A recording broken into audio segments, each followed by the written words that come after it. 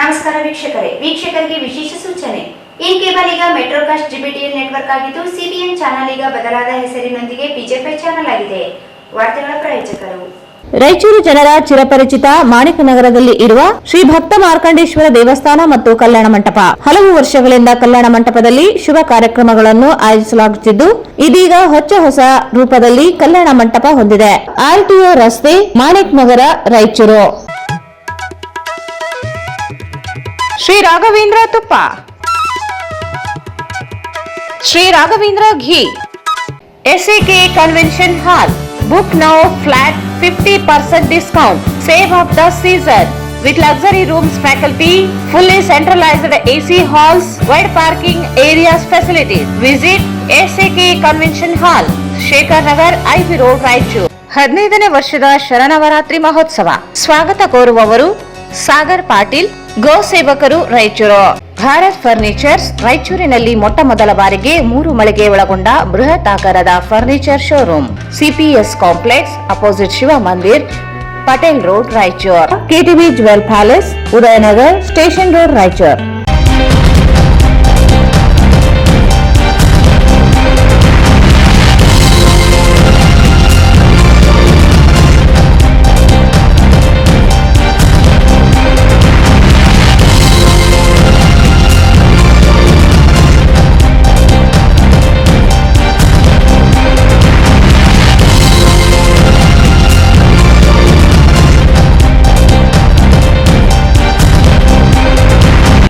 ವಾರ್ತೆಗಳಿಗೆ ಸ್ವಾಗತ. ಮೊದಲಿಗೆ ಮುಖ್ಯಾಂಶಗಳು.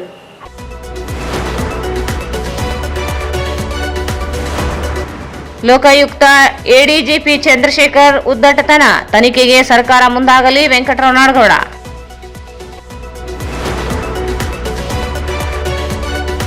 ಗ್ರಾಮ ಪಂಚಾಯಿತಿ PDO ಸಿಬ್ಬಂದಿಗಳ ವಿವಿಧ ಬೇಡಿಕೆಗಳಿಗೆ ಆಗ್ರಹಿಸಿ ಅಕ್ಟೋಬರ್ 4ರಿಂದ ಅನಿರ್ದಿಷ್ಟ ಧರಣಿ.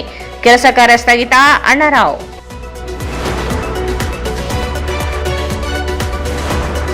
ನಗರದ ಉಪ್ಪರವಾಡಿ ಶ್ರೀ ವೆಂಕಟೇಶ್ವರ ದೇವಸ್ಥಾನದಲ್ಲಿ ಅಕ್ಟೋಬರ್ 3ರಿಂದ ನವರಾತ್ರಿ ಉತ್ಸವ, ವಾಹನಗಳ ಮೆರವಣಿಗೆ.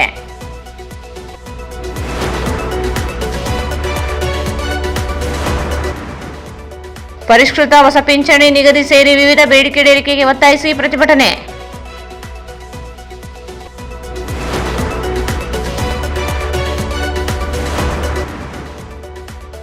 ನಗರಸಭೆಯಲ್ಲಿ ಸ್ವಚ್ಛತಾ ಕಾರ್ಯದ JCBಗಳಿಗೆ ಸಚಿವರಿಂದ ಚಾಲನೆ.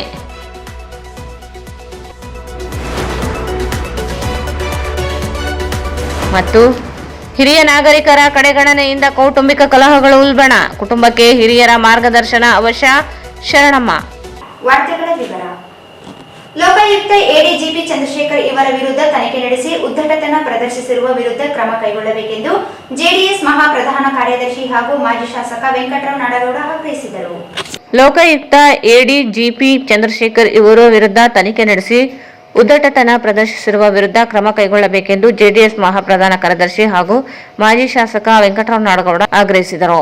ಅವರು ಇಂದು ಮಾಧ್ಯಮಗೋಷ್ಠಿಯನ್ನು ಉದ್ದೇಶಿಸಿ ಮಾತನಾಡಿ, ಎಡಿಜಿಪಿ ಚಂದ್ರಶೇಖರ್ ಇವರು ಹುದ್ದೆಯ ಘನತೆ ಮತ್ತು ನಿಯಮಗಳನ್ನು ಉಲ್ಲಂಘಿಸಿ ಚುನಾಯಿತ ಜನಪ್ರತಿನಿಧಿಯೊಬ್ಬರು ಅವಮಾನಿಸಿದ್ದಾರೆ. ಮಾಜಿ ಮುಖ್ಯಮಂತ್ರಿಗಳು ಹಾಗೂ ಹಾಲಿ ಕೇಂದ್ರ ಸಚಿವರಾಗಿರುವ HD ಕುಮಾರಸ್ವಾಮಿ ಅವರನ್ನು ಹಂದಿಗೆ ಹೋಲಿಸಿ ಸಿಬ್ಬಂದಿಗಳಿಗೆ ಪತ್ರ ಬರೆದಿರುವುದು ಉದ್ದಟತನ ಪರಮಾವಧಿಯಾಗಿದೆ. ಅಧಿಕಾರಿ ವಿರುದ್ಧ ಕ್ರಮ ಕೈಗೊಳ್ಳಬೇಕಿದ್ದ ಕಾಂಗ್ರೆಸ್ ಸರ್ಕಾರದ ಮುಖ್ಯಮಂತ್ರಿ ಸಿದ್ದರಾಮಯ್ಯ ಸೇರಿ ಗೃಹ ಸಚಿವರು ಸಹ ಸಮರ್ಥನೆಗೆ ನಿಂತಿರುವುದು ವಿಪರ್ಯಾಸದ ಸಂಗತಿ. ಚುನಾಯಿತ ಜನಪ್ರತಿನಿಧಿಗೆ ಕಾನೂನುಬದ್ಧವಾಗಿರುವ ನಿಯಮಗಳನ್ನು ಉಲ್ಲಂಘಿಸಿದ್ದರೂ ಸಮರ್ಥನೆ ಮಾಡಿಕೊಳ್ಳುತ್ತಿರುವುದು ಕಾಂಗ್ರೆಸ್ ಪಕ್ಷದ ಕಚೇರಿಯಿಂದಲೇ ಪತ್ರ ಬರೆಯಲು ಹೇಳಿದಂತಿದೆ ಎಂದು ಟೀಕಿಸಿದರು. ಎಡಿಜಿಪಿ ಚಂದ್ರಶೇಖರ್ ಇವರು ಅಕ್ರಮ ಆಸ್ತಿ ಹಾಗೂ ಭ್ರಷ್ಟಾಚಾರ ಕುರಿತು ದಾಖಲೆ ಸಮೇತ HD ಕುಮಾರಸ್ವಾಮಿ ಅವರು ಬಹಿರಂಗಗೊಳಿಸಿದ್ದಾರೆ. ಆದರೂ ಸರ್ಕಾರ ತನಿಖೆಗೆ ಮುಂದಾಗುತ್ತಿಲ್ಲ. ಹಿಮಾಚಲ ಮೂಲ ಕೇಡರ್ ಆಗಿರುವ ಚಂದ್ರಶೇಖರ್ ಇವರು ಕಳೆದ 25 ವರ್ಷಗಳಿಂದ ರಾಜ್ಯದಲ್ಲಿಯೇ ಬಿಡಾರ ಹೂಡಿದ್ದಾರೆ. ಕೂಡಲೇ ಸರ್ಕಾರ ಕ್ರಮಕ್ಕೆ ಮುಂದಾಗಬೇಕು. ಅಧಿಕಾರಿ ವಿರುದ್ಧ ಕೇಂದ್ರಕ್ಕೂ ದೂರು ನೀಡಲಾಗುತ್ತದೆ ಎಂದರು. HD ಕುಮಾರಸ್ವಾಮಿ ಉದ್ದೇಶಿಸಿಯೇ ಬರ್ನಾರ್ಡ್ ಶಾ ಉಲ್ಲೇಖಿಸಿದ್ದಾರೆ. ಅಪಮಾನಿಸುವ ಉದ್ದೇಶ ಸ್ಪಷ್ಟವಾಗಿದೆ ಎಂದರು. ಯಾರಿಗೆ ಕುಮಾರಸ್ವಾಮಿ ಬೆದರಿಸಿಲ್ಲ, ತನಿಖೆ ಸಹಕರಿಸಿದರೂ ದುರುದ್ದೇಶ ಪೂರ್ವಕವಾಗಿ ಚಂದ್ರಶೇಖರ್ ವರ್ತಿಸಿದ್ದಾರೆ ಎಂದು ಆರೋಪಿಸಿದರು. ಅವರ ಪ್ರೋಟೋಕಾಲ್ ಏನು ಅನ್ನೋದ್ರ ಬಗ್ಗೆ ಅಂತ ಹಿರಿಯ ಅಧಿಕಾರಿಗಳ ಅರಿವು. ಪ್ರೋಟೋಕಾಲ್ ಬಿಟ್ಟು ಯಾವ ಅಧಿಕಾರಿಗಳು ಕೂಡ ಚುನಾಯಿತ ಪ್ರತಿನಿಧಿಗಳು MLA ಆಗಿರ್ಬೋದು, MP ಆಗಿರ್ಬೋದು, ಅವರಿಗೂ ಕೂಡ ಹೇಗೆ ಗೌರವ ಕೊಡಬೇಕು ಅನ್ನೋದನ್ನ ರೂಲ್ಸ್ ಅಂಡ್ ರೆಗ್ಯುಲೇಷನ್ನಲ್ಲಿ ನಿರ್ಧಾರ ಮಾಡಿದ್ದಾರೆ. ಬಹಳಷ್ಟು ಜನ ನಾವು ಅದನ್ನ ಹೆಚ್ಚು ಒತ್ತು ಕೊಡೋದಕ್ಕೆ ಹೋಗುದಿಲ್ಲ. ಒಬ್ಬ ಶಾಸಕರು ಯಾವುದೇ IAS ಆಫೀಸರ್ ಕೊಠಡಿಗೆ ಹೋದರೆ ಅಧಿಕಾರಿಗಳು ಎದ್ದು ನಿಂತು ಆ ಶಾಸಕನನ್ನ ಕರೀಬೇಕು, ಕುಂದಿರಿಸಬೇಕು ಅಂತಕ್ಕಂಥದ್ದು ಪ್ರೋಟೋಕಾಲ್. ಹೋಗುವಾಗ ಡೋರ್ವರೆಗೆ ಬಂದು ಕಳಿಸಬೇಕು ಅನ್ನೋದು ಕೂಡ ಪ್ರೋಟೋಕಾಲ್. ಬಹಳಷ್ಟು ಹಿರಿಯ ಅಧಿಕಾರಿಗಳು ಇದನ್ನು ಮಾಡ್ತಿದ್ರು. ಈಗ ಅಧಿಕಾರಿಗಳನ್ನೆಲ್ಲ ಮಾಡ್ತಿರ್ತಾರೆ. ಶಾಸಕರು ಮುಂದೆ ನಿಂತೆ ಮಾತಾಡಿಸ್ತಾರೆ. ಇಂಥ ಉದ್ದಟತನಗಳನ್ನ ನಾವು ಸಹಿಸಿ ಇವತ್ತು ಒಬ್ಬ ಮಾಜಿ ಮುಖ್ಯಮಂತ್ರಿ ಮತ್ತು ಕೇಂದ್ರದ ಸಚಿವರಿಗೆ ಅವರು ಬಳಸಿರುವ ಪದ, ಅವರು ಬಳಸಿದ್ದೇನೇ ಇರಲಿ, ಆದರೆ ನನಗೆ ನೋವುಂಟು ಮಾಡಿದ್ದು ಆ ಅಧಿಕಾರಿಯನ್ನ ಪ್ರೊಟೆಕ್ಟ್ ಮಾಡಬೇಕಾರಲ್ಲ ಈ ಸರ್ಕಾರದ ಮಂತ್ರಿಗಳು. ಹೋಮ್ ಮಿನಿಸ್ಟರ್ ಮಾತಾಡ್ತಾರೆ, ಏನ್ ಹೇಳಿದ್ದಾನೆ, ಯಾರ್ದು ಬರ್ನಾಡ್ ಶಾ ಅವರು ಹೇಳಿದ ಇದನ್ನ ಉಲ್ಲೇಖ ಮಾಡಿದ್ದಾನೆ. ಅವ್ರು ನಮಗೆ ಹೇಳಿದ್ದಾನೆ, ಯಾಕೆ ತಿಳ್ಕೋಬೇಕು ಅನ್ನುವ ಮಾತನ್ನು ಹೇಳಿದಾರಲ್ಲ. ಬರ್ನಾಡ್ ಶಾ ಯಾವ ಸನ್ನಿವೇಶದಲ್ಲಿ ಅಂತ ಗೊತ್ತಿಲ್ಲ. ಇವರು ಯಾವ ವ್ಯಕ್ತಿಯ ಬಗ್ಗೆ ಅವ್ರು ಬರೆದಿರೋದು, ಕುಮಾರಸ್ವಾಮಿಯ ದೇವರ ಬಗ್ಗೆ ನೀವು ಹೆದರುಗಳಲ್ಲಿ ಕೆಲಸ ಮಾಡಿ ಏನೇನೋ ಹೇಳುವಾಗ ಇದನ್ನ ಕೋಟ್ ಮಾಡ್ತಾನೆ ಅಂದ್ರೆ, ಹಂದಿಗೆ ಹೋಲಿಸ್ತಕ್ಕಂಥ ಶಬ್ದವನ್ನ ಬಳಸಿ ಕೋಟ್ ಮಾಡ್ತಾನೆ ಅಂದ್ರೆ ಅದು ಉದ್ದಟತನದ ಪರಮಾವಧಿ. ಸಾಮಾನ್ಯ ಸಣ್ಣ ಮಕ್ಕಳಿಗೂ ಗೊತ್ತಾಗ್ತದೆ ಅದನ್ನ ಅವರಿಗೆ ಬಳಸಿದಾನೆ. ಅವ್ರು ಯಾಕೆ ಅದನ್ನ ಅವ್ರಿಗೆ ಬಳಸಿದಾರೆ ಅಂತ ತಿಳ್ಕೋಬೇಕು ಅನ್ನೋ ಮಂತ್ರಿಗಳು ಮಾತಾಡ್ತಾರೆ ಅಂದ್ರೆ, ಇದು ಮುಖ್ಯಮಂತ್ರಿಗಳು ಅದೇ ದಾರಿಯಲ್ಲಿ ಮಾತಾಡ್ತಾರೆ, ಹೋಮ್ ಮಿನಿಸ್ಟರ್ ಅದೇ ದಾರಿಯಲ್ಲಿ ಮಾತಾಡ್ತಾರೆ. ಹಾಗಾದ್ರೆ ಬಹುತೇಕ ಪತ್ರ ಅವರ ಪಕ್ಷದಿಂದಲೇ ಬಂದಿದೆ ಅನ್ನೋದು ನನಗೆ ಅನಿಸ್ತದೆ. ಎಲ್ಲಿ ತಯಾರಾಯಿತು ಪತ್ರ ಅನ್ನೋದು ನನಗೆ ಗೊತ್ತಿದೆ ಅಂತ ಕುಮಾರನವರು ಹೇಳಿದ್ರಲ್ಲ, ಅದು ಈಗ ಇವರು ಬಿಹೇವ್ ಮಾಡೋದು ನೋಡಿದ್ರೆ ಅವರೇ ಆ ಶಬ್ದಗಳನ್ನ ಬರೆದು ಅವ್ರು ಕೈ ಹಾಕ್ಕೊತಾರೆ ಅನ್ನೋದು ಎತ್ತಿ ತೋರಿಸ್ತದೆ. ಹಾಗಾಗಿ ಇಂಥ ಉದ್ದಟತನ ಮಾಡೋದು ಇವತ್ತು ಕುಮಾರಣ್ಣ ಮಾಡಿರೋದು ಅವರಿಗೆ ಪ್ರೋತ್ಸಾಹ ಕೊಡ್ತಾರೆ. ಅದನ್ನ ನೀವು ಆ ಆಂಗಲ್ ನಲ್ಲಿ ನೋಡಿದ್ರೆ ಮುಂದೊಂದು ದಿನ ನಿಮಗೂ ಬರ್ತದೆ. ಅಧಿಕಾರಿಗಳಿಗೆ ನೀವು ಲಿಬರ್ಟಿಯನ್ನ ಕೊಟ್ರೆ ಎಲ್ಲರ ಕಡೆ ಮೇಲೆ ಬಂದು ಕೂತಿರೋದನ್ನ ನಾವು ಈಗ ಬೇಕಾದಷ್ಟು ಆಗಿಲ್ಲ. ಮತ್ತೆ ನೀವು ಅವರಿಗೆ ಇಂಥ ಅಧಿಕಾರಿಗೆ ನೀವು ಶಿಕ್ಷೆ ಕೊಡದೆ ಈಗ ಅವ್ರ ಮೇಲೆ ಏನೇನು ಅಪರಾಧಗಳನ್ನ ಮಾಡಿದ್ದಾರೆ ಅನ್ನೋದಕ್ಕೆ ಕುಮಾರಸ್ವಾಮಿ ಅವರು ದಾಖಲೆ ಸಮೇತ ಕೊಟ್ಟಿದ್ದಾರೆ. ಅವ್ರು ಬೇಕಾದ್ರೆ ಅದು ಅವ್ರು ಕೊಟ್ಟಿರೋ ದಾಖಲೆ ಸುಳ್ಳಿದೆಯೋ ಸರಿ ಇದೆಯೋ, ಅವ್ರು ಕಟ್ಟುವ ಬಿಲ್ಡಿಂಗು 13 ಅಂತಸ್ತು 12 ಅಂತಸ್ತು ಬಿಲ್ಡಿಂಗ್ ಕಟ್ತಾ ಇದ್ದಾರೆ. ಎಷ್ಟಂತಸ್ತು? 32 ಬಿಲ್ಡಿಂಗ್ ಕಟ್ತಾನೆ. ಅದಕ್ಕೆ ದುಡ್ಡು ಎಲ್ಲಿಂದ ಬಂತು? ಅವರ ಹೆಂಡತಿ ಹೆಸರು ಬೇಕಾಗ್ತಾರೆ ಅಂದ್ರೆ ಆಕೆಗೆ ಏನಾದರೂ ವ್ಯವಹಾರ ಏನೇ ಆಗ್ತೋದು, ಇವೆಲ್ಲವೂ ಕೂಡ ತನಿಖೆ ಆಗ್ಬೇಕಲ್ಲ. ಅದು ತಪ್ಪಂದ್ರೆ ಏನು ಅವ್ರು ಎಲ್ಲಿ ಕೈಯಲ್ಲಿ ಮಾಡಿದ್ದಾನೆ ನೋಡಿ. ಒಬ್ಬ ಹಿರಿಯ ರಾಜಕಾರಣಿಗಳು ಒಂದು ಪಕ್ಷದ ನಾಯಕರಿಗೆ ಅಷ್ಟು ಅಗ್ರವಾಗಿ ಮಾತಾಡ್ತಾನೆ ಅಂದ್ರೆ ಅವ್ರ ಕೈಗಳಲ್ಲಿ ಕೆಲಸ ಮಾಡೋ ಅಧಿಕಾರಿಗಳ ಜೊತೆ ಎಷ್ಟು ಅರ್ಥ ಇರ್ಬೋದು. ಅವನ ಮೇಲೆ ಅವನ ಕೈಗಳ ಕೆಲಸ ಮಾಡುವ ಅಧಿಕಾರಿಗೆ ಒತ್ತಾಯ ಮಾಡಿರೋದ್ರಿಂದಲೇ ಈ ಒಂದು FIR ಆಗಿದೆ. ಅವನ ಅಧಿಕಾರಿಗೆ ಕೊಟ್ಟಿರೋ FIR ತೋರಿಸಿದ್ದಾರೆ. ಈಗ 200 ಕೋಟಿ ಕೊಡ್ಬೇಕು, ಈಗ ಸದ್ಯ 2 ಕೋಟಿ ತಗಮ್ಮ ಅಂತೇಳಿ ಪ್ರೆಷರ್ ಆಗಿದ್ರು ಅಂತೇಳಿ ಅಧಿಕಾರಿ ಒಂದು ಕೊಟ್ಟಿದ್ದಾನೆ ಅಂದ್ರೆ, ಈ ಲ್ಯಾಂಗ್ವೇಜ್ ಅನ್ನ ಒಬ್ಬ ಕೇಂದ್ರದ ಮಂತ್ರಿಗೆ ಮಾಜಿ ಮುಖ್ಯಮಂತ್ರಿಗೆ ಬಳಸುವುದು, ಇನ್ನು ಕೈಗಳಿಗೆ ಕೆಲಸ ಮಾಡುವ ಅಧಿಕಾರಿಗಳಿಗೆ ಯಾವ ಭಾಷೆ ಬಳಸ್ತಾನೋ ಎಂದು ಗೊತ್ತಿಲ್ಲ. ಮಾಡ ಇಂಥ ಶಬ್ದಗಳನ್ನ ಬಳಸುವ ಅಧಿಕಾರಿಗೆ ಕೂಡಲೇ ಕ್ರಮ ತಗೋಬೇಕು. ಅವನು 25 ವರ್ಷದಿಂದ ಇಲ್ಲಿದ್ದಾನೆ. ನಾವು ನಮ್ಮ ಕೇಂದ್ರ ಆಫೀಸರೇ ಅಲ್ಲ. ಅವನು ಕೇಂದ್ರ ಇರೋದು ಹಿಮಾಚಲ ಪ್ರದೇಶ, ಅವನ ಊರು ಆಂಧ್ರದಿರ್ಬೋದು. ಹಿಮಾಚಲ ಪ್ರದೇಶದಿಂದ ಯಾರೇ ಡೆಪ್ಯುಟೇಷನ್ ಬಂದ್ರೆ ಮ್ಯಾಕ್ಸಿಮಮ್ 4-5 ವರ್ಷ ಇರ್ತಾರೆ, ಆಮೇಲೆ ಮುಗಿದು ಹೋಗ್ಬೇಕು ಅಂತಿರೋದು. 25 ವರ್ಷ ಅವನು ಇಲ್ಲೇ ಕಂಟಿನ್ಯೂ ಆಗ್ಯಾನಂದ್ರೆ ಎಂತ ಅಪಾಯ ಇರ್ಬೋದು. ಅವ್ನು ನೋಡಿದ್ರೆ ಗೊತ್ತಾಗ್ತದೆ 25 ವರ್ಷದಲ್ಲಿ ಉಳಿದಾನ ಅಂದ್ರೆ. ಹಾಗಾಗಿ ಕಾನೂನಲ್ಲಿ ಏನು ಅವಕಾಶ ಇದೆ ಕುಮಾರಸ್ವಾಮಿಗೆ ಅವರನ್ನು ಮಾಡೇ ಮಾಡ್ತಾರೆ. ಯಾರಿಗೆ ಕಂಪ್ಲೇಂಟ್ ಮಾಡಬೇಕು, ಎಲ್ಲಿ ಮಾಡಬೇಕು ಅನ್ನೋದಕ್ಕೆ ನಮ್ಮ ವಕೀಲರು ಅವ್ರದ್ದು ಹೇಳಿದ್ರು, the all India services discipline and appeal rules 1969 ಇದರ ಅಡಿಯಲ್ಲಿ ನಾವು ಸೆಂಟ್ರಲ್ ಮಿನಿಸ್ಟ್ರಿಗೆ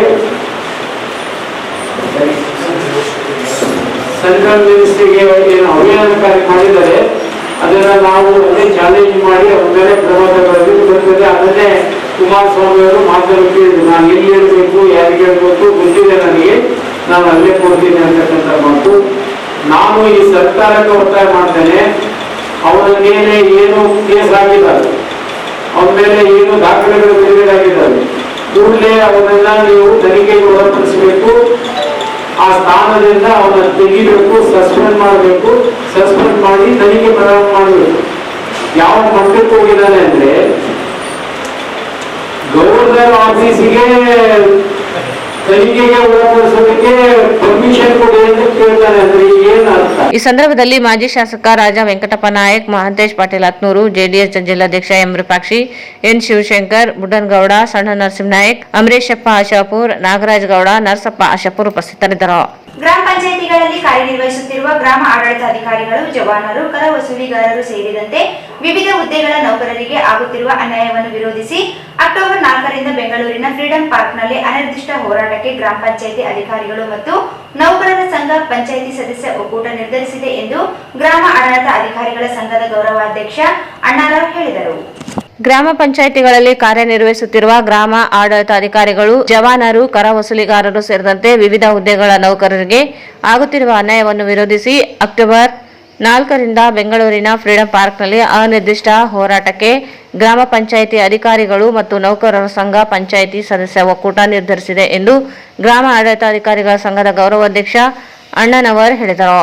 ಅವರು ಇಂದು ಮಾಧ್ಯಮಗೋಷ್ಠಿಯನ್ನು ಉದ್ದೇಶಿಸಿ ಮಾತನಾಡಿ, ಗ್ರಾಮ ಪಂಚಾಯಿತಿಗಳು ಸ್ಥಳೀಯ ಸರ್ಕಾರಗಳಾಗಿ ಕಾರ್ಯನಿರ್ವಹಿಸಲು ಸರ್ಕಾರ ಅನೇಕ ನಿರ್ದೇಶನಗಳು ಜನರಿಗೆ ಸೌಕರ್ಯ ಒದಗಿಸಲು ಸಾಧ್ಯವಾಗದೆ ಹೋಗಿದೆ. ವಾರ್ಡ್ವಾರು ಗ್ರಾಮ ಸಭೆಗಳ ಮೂಲಕ ಜನರ ಬೇಡಿಕೆಗಳಿಗೆ ಅನುಗುಣವಾಗಿ ಕಾರ್ಯನಿರ್ವಹಿಸಲು ಸಾಧ್ಯವಾಗುತ್ತಿಲ್ಲ. ಸರ್ಕಾರ ವಿವಿಧ ಯೋಜನೆಗಳ ಅಡಿ ಗುರಿ ಸಾಧನೆಗೆ ಸೀಮಿತಗೊಳಿಸುತ್ತಿರುವುದು ಪಂಚಾಯಿತಿಗಳ ಮೂಲ ಕೆಲಸ ಕಾರ್ಯಗಳು ನಿರ್ವಹಿಸಲಾಗದ ಸ್ಥಿತಿ ಇದೆ. ಕೇರಳ ಮಾದರಿಯಂತೆ 28 ಇಲಾಖೆಗಳನ್ನು ಪಂಚಾಯಿತಿಗೆ ವ್ಯಾಪ್ತಿಗೆ ಒಳಪಡಿಸಿ ಯೋಜನೆಗಳನ್ನು ಜಾರಿಗೊಳಿಸಬೇಕು. ಜವಾನ, ಕರ ವಸೂಲಿಗಾರ, ಪಂಪ್ ಆಪರೇಟರ್ಗಳಿಗೆ ಕನಿಷ್ಠ ವೇತನ ನೀಡುವುದು, ಪಂಚಾಯಿತಿ ಅಭಿವೃದ್ಧಿ ಅಧಿಕಾರಿಗಳನ್ನು ಗೆಜೆಟ್ ಗ್ರೂಪ್ ಬಿ ವೃಂದಕ್ಕೆ ಮೇಲ್ದರ್ಜೆಗೆ ಏರಿಸುವುದು, 7 ವರ್ಷ ಪೂರೈಸಿರುವ ಪಂಚಾಯಿತಿ ಅಭಿವೃದ್ಧಿ ಅಧಿಕಾರಿಗಳನ್ನು ಬೇರೆಗೆ ಜಿಲ್ಲಾ ವರ್ಗಾಯಿಸುವುದನ್ನು ಕೈಬಿಡಬೇಕು. ಗ್ರಾಮ ಪಂಚಾಯಿತಿಗಳಿಗೆ ಲೆಕ್ಕ ಸಹಾಯಕ ಸಿಬ್ಬಂದಿ ನೇಮಿಸಬೇಕು. ಪಂಚಾಯಿತಿ ಗ್ರೇಡ್ 1 ವೃಂದದಿಂದ ಪಿಡಿಒ ವೃಂದಕ್ಕೆ ಮುಂಬಡ್ತಿ ನೀಡುವುದು, ಮುಂಬಡ್ತಿ ಅನುಪಾತವನ್ನು 35ರಿಂದ 60ಕ್ಕೆ ಹೆಚ್ಚಿಸುವುದು ಸೇರಿದಂತೆ ಪಂಚಾಯಿತಿ ಚುನಾಯಿತ ಸದಸ್ಯರು, ಸಿಬ್ಬಂದಿಗಳು ಸೇರಿದಂತೆ ಎಲ್ಲ ವೃಂದ ಸಂಘಗಳು ಮುಷ್ಕರದಿಂದ ಕುಡಿಯುವ ನೀರು, ಬೀದಿ ದೀಪ ನಿರ್ವಹಣೆ ಹೊರತುಪಡಿಸಿ ಉಳಿದೆಲ್ಲ ಕೆಲಸ ಕಾರ್ಯಗಳು ಸ್ಥಗಿತಗೊಳ್ಳಲಿವೆ. ಸಾರ್ವಜನಿಕರಿಗೆ ಆಗುವ ಅಡಚಣೆಯಾಗಲಿದ್ದು ಸಹಕರಿಸುವಂತೆ ಮನವಿ ಮಾಡಿದರು.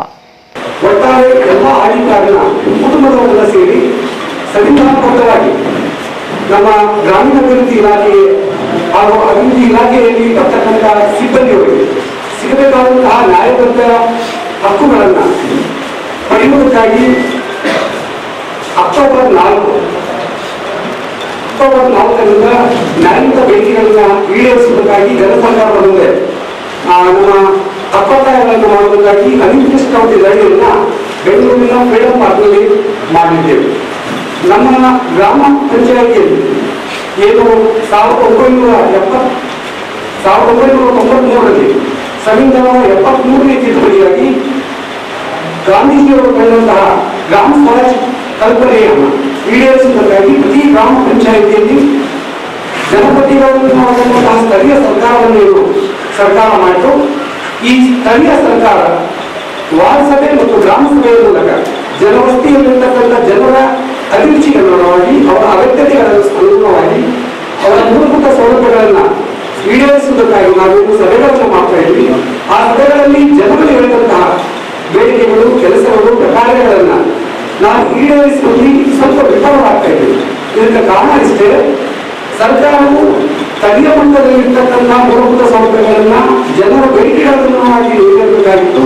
ಆದರೆ ನಮಗೆ ಮೇಲ್ಮುಖವಾಗಿ ಬರ್ತಕ್ಕಂಥ ಆದೇಶಗಳು, ನಿಗದಿತ ಗುರಿಗಳು ಇವು ಲಿಮಿಟ್ ಇರುವುದರಿಂದ ನಾವು ಜನರ ಆಶೋತ್ತರಗಳನ್ನು ಈಡೇರಿಸುವಲ್ಲಿ ನಮ್ಮ ಸ್ಥಳೀಯ ಜನಪ್ರತಿನಿಧಿಗಳು ಹಾಗೂ ಸಿಬ್ಬಂದಿಗಳು ಹಾಗೂ ಅಧಿಕಾರಿ ವರ್ಗದವರು ವಿಫಲವಾಗ್ತಾ ಇದ್ದೀವಿ. ಸೊ ಅದಕ್ಕಾಗಿ ನಮ್ಮ ಗ್ರಾಮೀಣ ಇಲಾಖೆಯನ್ನ ಬಲಪಡಿಸುವುದಕ್ಕಾಗಿ ಏನೇನು ಅನಿವಾರ್ಯತೆ ಇದೆ ಅನ್ನೋದನ್ನ ಸರ್ಕಾರದ ಗಮನಕ್ಕೆ ತಂದಿದೆ.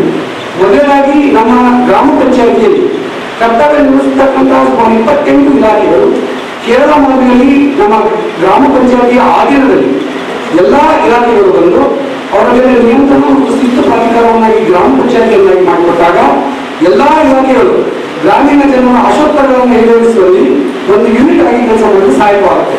ಆದರೆ ನಮ್ಮ ಕರ್ನಾಟಕದಲ್ಲಿ ಅದು ಇನ್ನೂ ಜಾರಿಗೆ ಬಂದಿಲ್ಲ. ಅದರ ಕೂಡಲೇ ಜಾರಿಗೊಳಿಸಬೇಕೆನ್ನುವ ಉದ್ದೇಶ ನಮ್ಮ ಗ್ರಾಮ ಪಂಚಾಯಿತಿಯ ಅಧ್ಯಕ್ಷರು, ಉಪಾಧ್ಯಕ್ಷರು, ಸರ್ವ ಚುನಾಯಿತ ಸದಸ್ಯರು ಹೊಂದಿದ್ದಾರೆ. ಅದನ್ನು ಈಡೇರಿಸಬೇಕು ಅನ್ನೋದು ನಮ್ಮ ಮೊದಲ ಒತ್ತಾಯವಿದೆ. ಜೊತೆಗೆ ಗ್ರಾಮ ಪಂಚಾಯಿತಿಯಲ್ಲಿ ಕರ್ತವ್ಯ ನಿರ್ವಹಿಸತಕ್ಕಂತಹ ಜವಾನರು, ಸ್ವಚ್ಛತೆಗಾರರು, ವಾಟರ್ ಮ್ಯಾನ್ಸ್ ಮತ್ತು ಕರಾವಳಿಗಾರರು ಇವರೇನು ನಮ್ಮ ಗ್ರಾಮ ಪಂಚಾಯಿತಿಯ ಬುನಾದಿಯಾಗಿ ಕೆಲಸ ಮಾಡ್ತಾ ಇದ್ದಾರೆ. ಇವಾಗ ವೇತನ ಕಾರ್ಮಿಕ ಇಲಾಖೆಯ ನಿಗದಿತ ವೇತನದಂತೆ 16,500 ಅವರಿಗೆ ವಿಧಿವತ್ತ ವೇತನ ಇದೆಯಾಗಿದೆ. ಆದರೆ ದಿನದ 24 ಗಂಟೆಗಳ ಕಾಲ ಸೇವೆಯನ್ನು ಕೊಡತಕ್ಕಂತಹ ಈ ನಮ್ಮ ಗ್ರಾಮ ಪಂಚಾಯಿತಿ ಸಿಬ್ಬಂದಿಗೆ ಸರ್ಕಾರದ ಕನಿಷ್ಠ ವೇತನವನ್ನು ಕೊಟ್ಟಿದ್ದಾದರೆ ನಿಜಕ್ಕೂ ಅವರ ಸೇವೆಗೆ ಸರ್ಕಾರ ಗೌರವ ಸಲ್ಲಿಸಿದಂತಾಗುತ್ತೆ. ಅದಕ್ಕಾಗಿ ನಮ್ಮ ಗ್ರಾಮ ಪಂಚಾಯಿತಿಯ ಎಲ್ಲ ಸ್ತರದ ಸಿಬ್ಬಂದಿಯವರಿಗೆ ಕನಿಷ್ಠ ವೇತನವನ್ನು ಜಾರಿಗೊಳಿಸಬೇಕೆನ್ನುವ ಅಭಿಪ್ರಾಯ ನಮ್ಮದಾಗಿದೆ. ಜೊತೆಗೆ ಗ್ರಾಮ ಪಂಚಾಯಿತಿಯಲ್ಲಿ ಕರ್ತವ್ಯ ನಿರ್ವಹಿಸತಕ್ಕಂತಹ SPA, ಕಾರ್ಯದರ್ಶಿ ಗ್ರೇಡ್ 1, ಕಾರ್ಯದರ್ಶಿ ಗ್ರೇಡ್ 2, ಪಂಚಾಯತಿ ಅಭಿವೃದ್ಧಿ ಅಧಿಕಾರಿಗಳು ಏನು ಒಂದು ಗ್ರಾಮ ಪಂಚಾಯತಿಯಲ್ಲಿ ಕರ್ತವ್ಯ ನಿರ್ವಹಿಸ್ತಾ ಇದ್ದಾರೆ, ಅವ್ರನ್ನ ಪಂಚಾಯಿತಿಯನ್ನು ಒಂದು ಯೂನಿಟ್ ಅಂತ ಕನ್ಸಿಡರ್ ಮಾಡಬೇಕು. ತಾಲೂಕು ಅಥವಾ ಜಿಲ್ಲೆಯನ್ನು ಕನ್ಸಿಡರ್ ಮಾಡಿದ್ರೆ ಸಿ ದರ್ಜೆಯ ನೌಕರರು ಒಂದು ಸ್ಥಳದಿಂದ ಮತ್ತೊಂದು ಜಿಲ್ಲೆಗೂ ಮತ್ತೊಂದು ಭಾಗಕ್ಕೂ ವರ್ಗಾವಣೆಗೊಂಡಾಗ ಅಲ್ಲಿ ಆಗ್ತಕ್ಕಂತಹ ಮಾನಸಿಕ ಒತ್ತಡಗಳಿಗೆ ಒಳಗಾಗಿ ಅವರು ಉತ್ತಮವಾಗಿ ಕಾರ್ಯನಿರ್ವಹಿಸುವಲ್ಲಿ ಸಫಲರಾಗಲ್ಲ. ಸೊ ಅದಕ್ಕಾಗಿ ನಾವು ಸರ್ಕಾರವನ್ನು ಒತ್ತಾಯ ಮಾಡ್ತೇವೆ. ಪ್ರತಿ ಗ್ರಾಮ ಈ ಸಂದರ್ಭದಲ್ಲಿ ಸಂಘದ ಪದಾಧಿಕಾರಿಗಳಾದ ತಾಯಣ್ಣ ಕಲ್ಮಲ, ಶ್ರೀಧರ್ ಗೌಡ, ಭೀಮಾರೆಡ್ಡಿ ಗುಂಜಳ್ಳಿ, ಮಲ್ಲಿಕಾರ್ಜುನ, ಗುರುಪಾದ, ರೇಖಾ, ರವಿ, ಲಕ್ಷ್ಮೀರೆಡ್ಡಿ ಸೇರಿದಂತೆ ಅನೇಕರಿದ್ದರು. ನಗರದ ಉಪ್ಪರವಾಡಿ ಶ್ರೀ ಲಕ್ಷ್ಮೀ ವೆಂಕಟೇಶ್ವರ ದೇವಸ್ಥಾನದಲ್ಲಿ ನವರಾತ್ರಿ ಅಂಗವಾಗಿ ಅಕ್ಟೋಬರ್ 3ರಿಂದ 12ರವರೆಗೆ ವಿಜೃಂಭಣೆಯಿಂದ ಆಚರಿಸಲಾಗುತ್ತದೆ ಎಂದು ದೇವಸ್ಥಾನ ಸಮಿತಿ ಅಧ್ಯಕ್ಷ ಎಂ ಈರಣ್ಣ ಹೇಳಿದರು. ನಗರದ ಉಪ್ಪರವಾಡಿ ಶ್ರೀ ಲಕ್ಷ್ಮೀ ವೆಂಕಟೇಶ್ವರ ದೇವಸ್ಥಾನದಲ್ಲಿ ನವರಾತ್ರಿ ಅಂಗವಾಗಿ ಅಕ್ಟೋಬರ್ 3ರಿಂದ 12ರವರೆಗೆ ವಿಜೃಂಭಣೆಯಿಂದ ಆಚರಿಸಲಾಗುತ್ತದೆ ಎಂದು ದೇವಸ್ಥಾನ ಸಮಿತಿ ಅಧ್ಯಕ್ಷ ಎಂ ಈರಣ್ಣ ಹೇಳಿದರು. ಅವರು ಇಂದು ಮಾಧ್ಯಮಗೋಷ್ಠಿಯನ್ನು ಉದ್ದೇಶಿಸಿ ಮಾತನಾಡಿ, ಕಳೆದ 53 ವರ್ಷಗಳಿಂದ ನವರಾತ್ರಿ ಉತ್ಸವ ಅದ್ದೂರಿಯಾಗಿ ಆಚರಿಸಲಾಗುತ್ತದೆ. ಪ್ರತಿನಿತ್ಯ ವಿವಿಧ ವಾಹನಗಳು, ಉಪನ್ಯಾಸ, ಭಜನಾ ಕಾರ್ಯಕ್ರಮಗಳು ನಡೆಯಲಿವೆ ಎಂದರು. ಸಮಿತಿ ಕಾರ್ಯದರ್ಶಿ ಆಂಜನೇಯ ಐನಾಪುರ್ ಮಾತನಾಡಿ, ಅಕ್ಟೋಬರ್ 3ರಂದು ಸಂಜೆ ಸೂರ್ಯವಾಹನ, 4ರಂದು ಆದಿವೇಶ, 5ರಂದು ಆಂಜನೇಯ ವಾಹನ, 6ರಂದು ಕಾಮಧೇನು ಕಲ್ಪವೃಕ್ಷ, 7ರಂದು ಚಂದ್ರವಾಹನ, 8ರಂದು ಗರುಡ ವಾಹನ, 9ರಂದು ಗಜವಾಹನ, 10ರಂದು ಅಶ್ವವಾಹನ, 11ರಂದು ಸಿಂಹವಾಹನ ನಡೆಯಲಿದೆ. 6ರಂದು ಮಹಿಳೆಯರ ಕಳಸಗಳ ಮೆರವಣಿಗೆ, ದೀರ್ಘದಂಡ ನಮಸ್ಕಾರ ಕಾರ್ಯಕ್ರಮಗಳು ಜರುಗುತ್ತವೆ. ಅಕ್ಟೋಬರ್ 10ರಂದು ಗುರುವಾರ ಉಚ್ಛಾಯ, 11ರಂದು ರಥೋತ್ಸವ, 12ರಂದು ಶ್ರೀನಿವಾಸ ಕಲ್ಯಾಣೋತ್ಸವ ಕಾರ್ಯಕ್ರಮಗಳು ಜರುಗಲಿದ್ದು ಭಕ್ತರು ಹೆಚ್ಚಿನ ಸಂಖ್ಯೆಯಲ್ಲಿ ಭಾಗವಹಿಸುವಂತೆ ಮನವಿ ಮಾಡಿದರು. ಆಮೇಲೆ 5ರಿಂದ ವಾಹನೋತ್ಸವ, 50ನೇ ವರ್ಷಕ್ಕೆ ಪಂಚಗೌರಿಯಿಂದ ಮಾಡಿಸಿದ ವಾಹನಗಳಿಂದ ತಯಾರಾಗಿವೆ. ಆಮೇಲೆ ಈಗ ಎಲ್ಲ ವರ್ಗದ ಜನರು ಕೂಡ ನಮ್ಮ ಗುಡಿಗೆ ಬರ್ತಾರೆ. ಹೀಗಾಗಿ ಹೆಚ್ಚಿನ ಪ್ರಚಾರ ನೀವು ಮಾಡಬೇಕಾಗಿಲ್ಲ. ಸ್ವಾಮಿ ಎಲ್ಲ ಮಾಧ್ಯಮ ವರ್ಗದವರಿಗೆ ನಮಸ್ಕಾರ. ನಾವು ಇದು 2ನೇ ಸಾರಿ ನಾವು ಇದು ಮಾಡೋದು, ಅಷ್ಟು ಸ್ಟೇಜ್ ಫ್ರೀ ಇಲ್ಲ. ದಯಮಾಡಿ ಏನನ್ನು ತಪ್ಪು ಒಪ್ಪಾಗಿ ಇದು ಮಾಡಿದ್ದೀವಿ. ಇದು ಪ್ರಚಾರ ಇಂಪಾರ್ಟೆಂಟ್ ನಮ್ಗೆ ಸರ್. ಆಮೇಲೆ ನಮ್ಮದು ಸರ್ ಇದು 3ನೇ ತಾರೀಕು ವಾಹನ ಸ್ಟಾರ್ಟ್ ಆಗೋದು ಸರ್.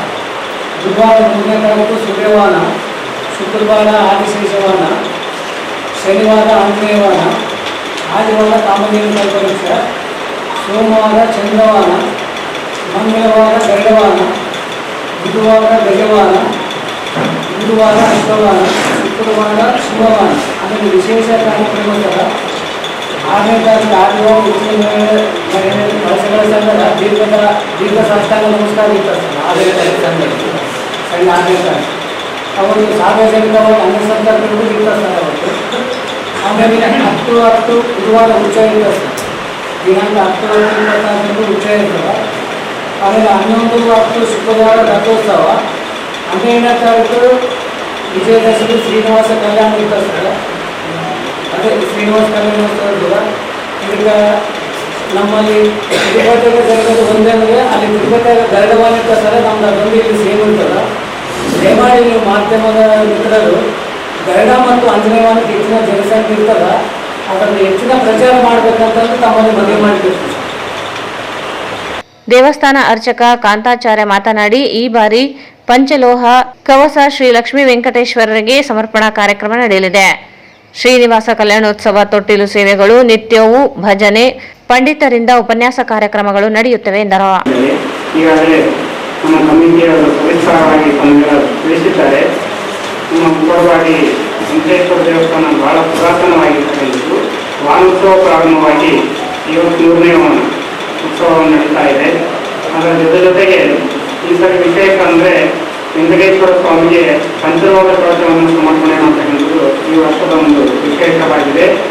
ಹಾಗೂ ಸಾಯಂಕಾಲದಲ್ಲಿ 7 ಗಂಟೆಯಿಂದ ಪ್ರಾರಂಭವಾದಂಥ ಉತ್ಸವ ರಾತ್ರಿ 9:30 ಗಂಟೆಗೂ ಅನೇಕ ಭಜನಾ ಮಂಡಳಿಗಳು ಗೋವಿಂದ ಗಾನವನ್ನು ನಡೆಸ್ತಕ್ಕಂತಾಗಿದೆ. ಸಾಮೂಹಿಕ ಸಂಗೀತ ಇರುತ್ತದೆ ಮತ್ತು ತೊಟ್ಟೋತ್ಸವ ಎಲ್ಲ ನಡೀತದೆ. ಇದನ್ನೆಲ್ಲ ತಾವು ಹೆಚ್ಚಿನ ರೀತಿಯಲ್ಲಿ ತೋರಿಸಿದಷ್ಟು ನಮ್ಮ ದೇವಸ್ಥಾನ ಇನ್ನೂ ಪ್ರಸಿದ್ಧಿಗೆ ಬರ್ತದೆ ಅಂತೇಳಿ ಅಂದ್ಕೊಂಡಿದ್ದೇವೆ.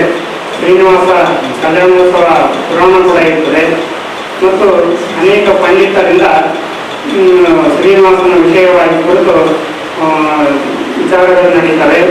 ಇಂಥ ವಿಶೇಷ ಕಾರ್ಯಕ್ರಮಗಳು ನಮ್ಮ ದೇವಸ್ಥಾನದಲ್ಲಿ ನಡೀತವಾದ್ದರಿಂದ ಅವುಗಳೆಲ್ಲರೂ ಹೆಚ್ಚಿನ ಒಂದು ಪ್ರಚಾರವನ್ನು ಮಾಡಿಕೊಟ್ಟು ಪ್ರಸಿದ್ಧಿಗೆ ತರಬೇಕಂತ ಪತ್ರಿಕೋದ್ಯಮದಲ್ಲಿ ಇರ್ತದೆ. ಆದಿನಾರಾಯಣ ಭಾಗವತ್ಸವ ಮಂಡಳಿ ನಮ್ಮ ದೇವಸ್ಥಾನದ 50-60 ವರ್ಷದಿಂದ ನಡ್ಕೊಂಡು ಬಂದಂಥ ಭಜನಾ ಮಂಡಳಿ. ಅವರೇ ದೇವಸ್ಥಾನದ ಒಂದು ಬುನಾದಿ ಇದ್ದಾಗಿ ಆದಿನಾರಾಯಣ ಭಾಗವತ ಭಜನಾ ಮಂಡಳಿ ಅಂತ. ಅವರಿಂದಾಗಿ ಒಂದು ದೇವರ ನಾಮಗಳು, ಸಂಕೀರ್ತನೆಗಳು, ಗೋಲಿಕೆ, ತಾಳದೊಂದಿಗೆ ನರ್ತನೆಗಳೊಂದಿಗೆಲ್ಲ ಸಂಭ್ರಮವಾಗಿ ನಡೀತದೆ. ಅದನ್ನು ತಾವು ಸೆರೆ ಹಿಡಿದು ಜನರಿಗೆ ತೋರಿಸಿದ್ರೆ ನಮಗೂ ಒಂದಿಷ್ಟು ಘನತೆಯ ಭಾವ ಬರ್ತದೆ ಅಂತ ಹೇಳಿಸ್ಕೊಳ್ಬೋದು. ಈ ಸಂದರ್ಭದಲ್ಲಿ ಗಟ್ಟು ವೆಂಕಟೇಶ್, ಲಕ್ಷ್ಮೀಪತಿ, ಶ್ರೀನಿವಾಸ್, ವೆಂಕೋ, ಉಪಾರ್ ಸೇರಿದಂತೆ ಅನೇಕರಿದ್ದರು. ಈಗ ಜಾಹೀರಾತು. ರಾಯಚೂರು ಜನರ ಚಿರಪರಿಚಿತ ಮಾಣಿಕನಗರದಲ್ಲಿ ಇರುವ ಶ್ರೀ ಭಕ್ತ ಮಾರ್ಕಂಡೇಶ್ವರ ದೇವಸ್ಥಾನ ಮತ್ತು ಕಲ್ಯಾಣ ಮಂಟಪ. ಹಲವು ವರ್ಷಗಳಿಂದ ಕಲ್ಯಾಣ ಮಂಟಪದಲ್ಲಿ ಶುಭ ಕಾರ್ಯಕ್ರಮಗಳನ್ನು ಆಯೋಜಿಸಲಾಗುತ್ತಿದ್ದು, ಇದೀಗ ಹೊಸ ರೂಪದಲ್ಲಿ ಕಲ್ಯಾಣ ಮಂಟಪ ಹೊಂದಿದೆ. ನಮ್ಮಲ್ಲಿ ನಾಮಕರಣ, ಹುಟ್ಟುಹಬ್ಬ, ನಿಶ್ಚಿತಾರ್ಥ, ಮದುವೆ, ಹಲವು ತರಹದ ಶುಭ ಕಾರ್ಯಕ್ರಮಗಳಿಗೆ 800ರಿಂದ 1000ದವರೆಗೆ ಜನರು ಕುಳಿತುಕೊಳ್ಳುವ ಆಸನ ವ್ಯವಸ್ಥೆ, ಬರುವ ಅತಿಥಿಗಳಿಗೆ ಪ್ರತ್ಯೇಕ ಕೊಠಡಿಗಳ ವ್ಯವಸ್ಥೆ ಹೊಂದಿದ್ದು, ಪ್ರತ್ಯೇಕವಾದ ಊಟದ ಸ್ಥಳದ ವ್ಯವಸ್ಥೆ, 24 ಗಂಟೆಗಳ ಕಾಲ ಕುಡಿಯುವ ನೀರು, ವಿದ್ಯುತ್ ಹಾಗೂ ಜನರೇಟರ್ ವ್ಯವಸ್ಥೆ, ನಿಮಗೆ ಬೇಕಾದ ರೀತಿಯ ವಿವಿಧ ಬಗೆಯ ಡೆಕೋರೇಷನ್ ಮಾಡಿಕೊಡಲಾಗುತ್ತದೆ. ನಾವು ಜನರ ಮನ ಮುಟ್ಟುವ ಹಾಗೆ ಕಾರ್ಯಕ್ರಮಗಳನ್ನು ಯಶಸ್ವಿಗೊಳಿಸಿಕೊಡುತ್ತೇವೆ ಮತ್ತು ಪಾರ್ಕಿಂಗ್ ವ್ಯವಸ್ಥೆ ಹೊಂದಿದೆ. ಹಿಂದೆ ಸಂಪರ್ಕಿಸಿ ಶ್ರೀ ಭಕ್ತ ಮಾರ್ಕಂಡೇಶ್ವರ ದೇವಸ್ಥಾನ ಮತ್ತು ಕಲ್ಯಾಣ ಮಂಟಪ, RTO ರಸ್ತೆ, ಮಾಣಿಕ್ ನಗರ, ರಾಯಚೂರು. ಅಧ್ಯಕ್ಷರು 9448120391. ಶ್ರೀ ರಾಘವೇಂದ್ರ ತುಪ್ಪ, ಶ್ರೀ ರಾಘವೇಂದ್ರ ಘೀ, ಶ್ರೀ ರಾಘವೇಂದ್ರ ತುಪ್ಪ, ಶ್ರೀ ರಾಘವೇಂದ್ರ ಘೀ. ನಿಮ್ಮ ಯಾವುದೇ ಶುಭ ಕಾರ್ಯಕ್ರಮಗಳು ನಿಮ್ಮ ನೆನಪಿನಲ್ಲಿ ಉಳಿಯಬೇಕೇ? ಪ್ರಪ್ರಥಮ ಬಾರಿಗೆ ರಾಯಚೂರು ನಗರದಲ್ಲಿ ಅತ್ಯಂತ ವೈಭವವಾಗಿ ಆಚರಿಸಲು ವಿಶಾಲವಾದ ಕನ್ವೆನ್ಷನ್ ಹಾಲ್, ಅದು SCK convention hall. We decorate, you celebrate. ಸಂಪೂರ್ಣ ಏರ್ ಕಂಡೀಷನರ್ ಹಾಲ್ ಇದಾಗಿದ್ದು 600ರಿಂದ 800 ಆಸನಗಳನ್ನು ಹೊಂದಿದ್ದು ಪ್ರತ್ಯೇಕವಾದ ಡೈನಿಂಗ್ ಹಾಲ್ ಹೊಂದಿದೆ. ನಮ್ಮಲ್ಲಿ naming ceremony, engagement, marriage, reception, college seminars, corporate events, product launching, brand promotion, get together parties, ಇನ್ನು ಹಲವು ರೀತಿಯ ಫಂಕ್ಷನ್ಸ್ ಇಲ್ಲಿ ಮಾಡಬಹುದು. ವಿಶಾಲವಾದ ಪಾರ್ಕಿಂಗ್ ವ್ಯವಸ್ಥೆ ಹೊಂದಿದ್ದು ರೈಲ್ವೆ ಸ್ಟೇಷನ್ ಮತ್ತು bus ಸ್ಟ್ಯಾಂಡ್ಗೆ ಹತ್ತಿರವಿದೆ.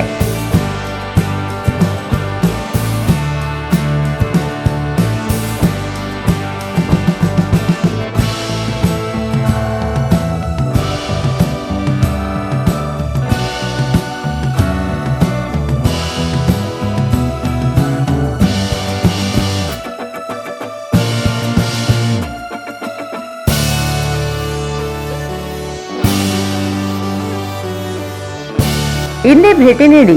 ACK convention hall, Shekhar Nagar, IB road, Raichur.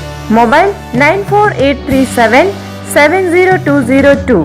15ನೇ ವರ್ಷದ ಶರನ್ನವರಾತ್ರಿ ಮಹೋತ್ಸವ ದಿನಾಂಕ 3/10/2024 ಗುರುವಾರ ದಿನದಂದು ಬೆಳಗ್ಗೆ ಬ್ರಹ್ಮ ಮುಹೂರ್ತದಲ್ಲಿ ಅಮ್ಮನವರ ನಂದಾದೀಪ, ವಿಜಯದಶಮಿಯ ತನಕ ಶ್ರೀ ತುಳಜಾಭವಾನಿ ಅಮ್ಮನವರಿಗೆ ಬೆಳಗಿನ ಜಾವ ಕ್ಷೀರಾಭಿಷೇಕ, ಪುಷ್ಪಾಭಿಷೇಕ ಹಾಗೂ ಸಂಜೆ ಗೂದೋಳಿ ಸಮಯದಲ್ಲಿ ಅಮ್ಮನವರಿಗೆ ವಿಶೇಷ ಅಲಂಕಾರ, ಭಕ್ತಾದಿಗಳಿಂದ ಕುಂಕುಮ ಅರ್ಚನೆ ಇರುತ್ತದೆ.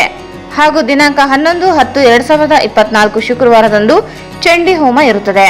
ಮಧ್ಯಾಹ್ನ 12 ಗಂಟೆಗೆ ಹೋಮ, ಪೂರ್ಣಾಹುತಿ, ಮಹಾಮಂಗಳಾರತಿ, ಉಡಿ ತುಂಬುವ ಕಾರ್ಯಕ್ರಮ ಹಾಗೂ ಅನ್ನದಾಸೋಹ ಇರುತ್ತದೆ. ಸರ್ವ ಭಕ್ತಾದಿಗಳು ಶ್ರೀ ತುಳಜಾಭವಾನಿ ಅಮ್ಮನವರ ದೇವಸ್ಥಾನದಲ್ಲಿ ಬಂದು ಪೂಜೆಯಲ್ಲಿ, ಕುಂಕುಮಾರ್ಚನೆಯಲ್ಲಿ ದಂಪತಿಗಳ ಸಮೇತವಾಗಿ ಆಗಮಿಸಬೇಕಾಗಿ ವಿನಂತಿ. ಶ್ರೀ ತುಳಜಾಭವಾನಿ ದೇವಸ್ಥಾನ ಧರ್ಮಾಧಿಕಾರಿಗಳು, ರಾಯಚೂರು. ಸ್ವಾಗತ ಕೋರುವವರು ಸಾಗರ್ ಪಾಟೀಲ್, ಗೋ ಸೇವಕರು, ರಾಯಚೂರು. ಸರ್ವೇ ಜನ ಸುಖಿನೋ ಭವಂತು. ಭಾರತ್ ಫರ್ನಿಚರ್ಸ್ ರಾಯಚೂರಿನಲ್ಲಿ ಮೊಟ್ಟ ಮೊದಲ ಬಾರಿಗೆ 3 ಮಳಿಗೆ ಒಳಗೊಂಡ ಬೃಹತ್ ಆಕಾರದ furniture showroom.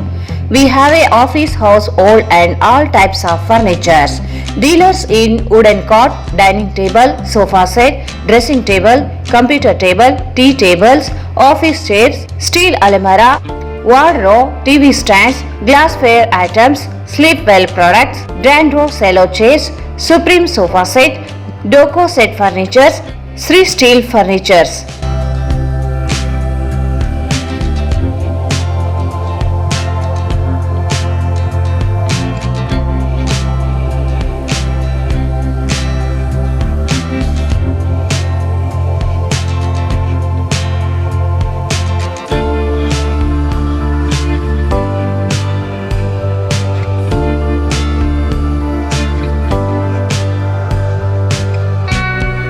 For more details, contact Bharat Furnitures, CPS Complex, opposite Shiva Mandir, Patel Road, Raichur.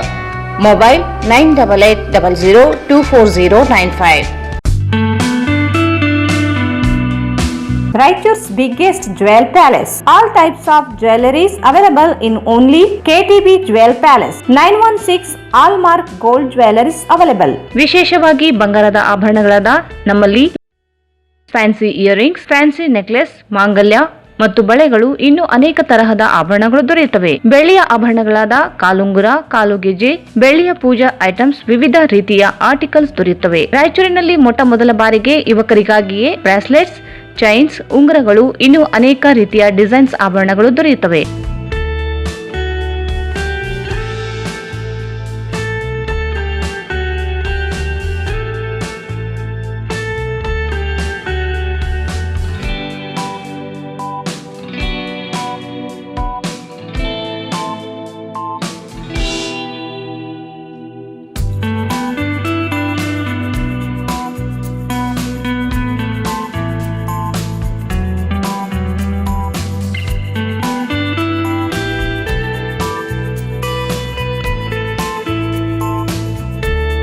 Visit KTB Jewel Palace, Udayanagar, Station Road, Raichur. Mobile 8123535300. ಮತ್ತೊಮ್ಮೆ ವಾರ್ತೆಗಳಿಗೆ ಸ್ವಾಗತ. ಸರ್ಕಾರಿ ನಿವೃತ್ತ ನೌಕರರಿಗೆ ವೇತನ ನಿಗದಿಗೊಳಿಸಿ ಸರ್ಕಾರಕ್ಕೆ ಕಳುಹಿಸುವುದು ಸೇರಿದಂತೆ ವಿವಿಧ ಬೇಡಿಕೆ ಈಡೇರಿಕೆಗೆ ಒತ್ತಾಯಿಸಿ ಕರ್ನಾಟಕ ನಿವೃತ್ತ ನೌಕರರ ವೇದಿಕೆ ವತಿಯಿಂದ ನಗರದ ಟಿಪ್ಪು ಸುಲ್ತಾನ್ ಉದ್ಯಾನವನದಲ್ಲಿ ಪ್ರತಿಭಟನೆ ನಡೆಸಿದರು. ಸರ್ಕಾರಿ ನಿವೃತ್ತ ನೌಕರರಿಗೆ ವೇತನ ನಿಗದಿಗೊಳಿಸಿ ಸರ್ಕಾರಕ್ಕೆ ಕಳುಹಿಸುವುದು ಸೇರಿದಂತೆ ವಿವಿಧ ಬೇಡಿಕೆ ಈಡೇರಿಕೆಗೆ ಒತ್ತಾಯಿಸಿ ಕರ್ನಾಟಕ ನಿವೃತ್ತ ನೌಕರರ ವೇದಿಕೆ ವತಿಯಿಂದ ನಗರದ ಟಿಪ್ಪು ಸುಲ್ತಾನ್ ಉದ್ಯಾನವನದಲ್ಲಿ ಪ್ರತಿಭಟನೆ ನಡೆಸಿದರು. ರಾಜ್ಯ ಸರ್ಕಾರ ಜಾರಿಗೊಳಿಸಿರುವ 7ನೇ ವೇತನ ಆಯೋಗದ ಆದೇಶ ಅನುಸಾರವಾಗಿ 1/7/2022ರಿಂದ 31/7/2024ರಂದು ಸೇವಾ ವಯೋನಿವೃತ್ತಿ ಹೊಂದಿದ ನೌಕರರು ಹಾಗೂ ಅವಧಿಯಲ್ಲಿ ಮೃತಪಟ್ಟ ನೌಕರರ ಕುಟುಂಬದವರಿಗೆ ಸರ್ಕಾರವು 7ನೇ ವೇತನ ಆಯೋಗ ಜಾರಿಗೊಳಿಸುವಂತೆ ಆದೇಶಿಸಿದ ಅನುಸಾರ ವೇತನ ಅಧಿಕಾರಿಗಳದ್ದಾಗಿದ್ದು ಪರಿಷ್ಕೃತ ಹೊಸ ಪಿಂಚಣಿ ನಿಗದಿಗೊಳಿಸಿದ ವಿವರವನ್ನು ಮಹಾಲೇಖಪಾಲರು ಬೆಂಗಳೂರು ಇವರಿಗೆ ಆದಷ್ಟು ಬೇಗ ಕಳುಹಿಸಿಕೊಡಲು ಮನವಿ ಮಾಡಿದರು. ಹೊಸದಾಗಿ ಪರಿಷ್ಕೃತ ಆರ್ಥಿಕ ಸೌಲಭ್ಯದ ಮಾಸಿಕ ಪಿಂಚಣಿ ದೊರೆಯುವಲ್ಲಿ ಅನುಕೂಲ ಮಾಡಿಕೊಡಬೇಕೆಂದು ಒತ್ತಾಯಿಸಿದರು. ನಿವೃತ್ತಿ ಹೊಂದಿದ ನೌಕರರನ್ನು ಸರ್ಕಾರ ಕಡೆಗಣಿಸಿದೆ. ವಿಶ್ರಾಂತ ಜೀವನಕ್ಕಾಗಿ ನೀಡಬೇಕಾದ ನ್ಯಾಯಯುತ ಸೌಲಭ್ಯದಿಂದ ವಂಚಿತವಾಗಿದ್ದೇವೆ. ಸರ್ಕಾರ ಕೂಡಲೇ ಬೇಡಿಕೆ ಈಡೇರಿಸುವಂತೆ ಮನವಿ ಮಾಡಿದರು. ಸರ್ಕಾರಿ ನೌಕರರ ವೇದಿಕೆಗೆ, ಕರ್ನಾಟಕ ರಾಜ್ಯ ಸರ್ಕಾರಿ ನೌಕರರ ವೇದಿಕೆಗೆ 7ನೇ ವೇತನದಲ್ಲಿ ಆದ ಅನ್ಯಾಯವನ್ನ, 7ನೇ ವೇತನದಲ್ಲಿ ಆದ ಅನ್ಯಾಯವನ್ನ ಬೇಕೇ ಬೇಕು, ಬೇಕೇ ಬೇಕು, ಬೇಕೇ ಬೇಕು, ನ್ಯಾಯ ಬೇಕು, ಬೇಕೇ ಬೇಕು, ನ್ಯಾಯ ಬೇಕು. 7ನೇ ವೇತನದಲ್ಲಿ ಆದ ಅನ್ಯಾಯವನ್ನ ಬೇಕೇ ಬೇಕು, ನ್ಯಾಯ ಬೇಕು, ಬೇಕೇ ಬೇಕು. ಹೋರಾಟ, ನ್ಯಾಯಕ್ಕಾಗಿ ಹೋರಾಟ. 7ನೇ ವೇತನದಲ್ಲಿ ಆದ ಅನ್ಯಾಯವನ್ನ ಸರಿಪಡಿಸಲೇಬೇಕು, 7ನೇ ವೇತನದಲ್ಲಿ ಆದ ಅನ್ಯಾಯವನ್ನ ಪ್ರತಿಭಟನೆಯಲ್ಲಿ ವೇದಿಕೆ ಮುಖಂಡರುಗಳಾದ ಹನುಮಂತಪ್ಪ, ವಿಶ್ವನಾಥ್ ರೆಡ್ಡಿ, ಚಂದ್ರಶೇಖರ್, ಮೂಕಪ್ಪ ಕಟ್ಟಿಮನಿ, ರಂಗಯ್ಯ ನಾಯಕ್, ಭೀಮಣ್ಣ ನಾಯಕ್, ಸಿದ್ದೇಶ್ವರಿ, ಬಾಲಸ್ವಾಮಿ, ಸದಾಶಿವಪ್ಪ, ಭೀಮಣ್ಣ ಉದ್ವಾಳ್, ಪ್ರಭು, ಶಿವಪ್ಪ, ಬುದೆಪ್ಪ, ಅಯ್ಯನಗೌಡ ಸೇರಿದಂತೆ ಅನೇಕರಿದ್ದರು. ನಗರದಲ್ಲಿ ಸ್ವಚ್ಛತಾ ಕಾರ್ಯಕ್ಕಾಗಿ ನಗರಸಭೆಯಿಂದ 2 ನೂತನ ಜೆಸಿಬಿ ಖರೀದಿಸಲಾಗಿದ್ದು, ಸಣ್ಣ ನೀರಾವರಿ ಮತ್ತು ವಿಜ್ಞಾನ ತಂತ್ರಜ್ಞಾನ ಸಚಿವ ಎನ್ಎಸ್ ಬೋಸರಾಜ್ ಅವರು ನಗರಸಭೆಯಲ್ಲಿ ಪೂಜೆ ಸಲ್ಲಿಸಿ ಜೆಸಿಬಿಗಳಿಗೆ ಚಾಲನೆ ನೀಡಿದರು. ನಗರದಲ್ಲಿ ಸ್ವಚ್ಛತಾ ಕಾರ್ಯಕ್ಕೆ ನಗರಸಭೆಯಿಂದ 2 ನೂತನ ಜೆಸಿಬಿ ಖರೀದಿಸಲಾಗಿದ್ದು, ಸಣ್ಣ ನೀರಾವರಿ ಮತ್ತು ವಿಜ್ಞಾನ ಮತ್ತು ತಂತ್ರಜ್ಞಾನ ಸಚಿವ ಎನ್ಎಸ್ ಬೋಸರಾಜ್ ಅವರು ನಗರಸಭೆಯಲ್ಲಿ ಪೂಜೆ ಸಲ್ಲಿಸಿ ಜೆಸಿಬಿಗಳಿಗೆ ಚಾಲನೆ ನೀಡಿದರು. ಈ ವೇಳೆ ಮಾತನಾಡಿದ ಅವರು, ನಗರದ ಸ್ವಚ್ಛತೆಗಾಗಿ ಈಗಾಗಲೇ ನಗರಸಭೆಯಿಂದ ಅನೇಕ ಯಂತ್ರಗಳನ್ನು ಖರೀದಿಸಲಾಗಿದೆ. ಅಗತ್ಯತೆಗೆ ಅನುಸಾರವಾಗಿ ಮತ್ತೆ 2 ಜೆಸಿಬಿಗಳನ್ನು ಖರೀದಿಸಲಾಗಿದೆ. ಇದರಿಂದ ಸ್ವಚ್ಛತೆ ಕಾರ್ಯ ಅನುಕೂಲವಾಗಲಿದೆ. ನಗರಸಭೆಯಲ್ಲಿ ಅಧಿಕಾರಿಗಳು ಮತ್ತು ಸಿಬ್ಬಂದಿಗಳು ಉತ್ತಮ ಕಾರ್ಯ ಮಾಡುತ್ತಿದ್ದಾರೆ ಎಂದರು.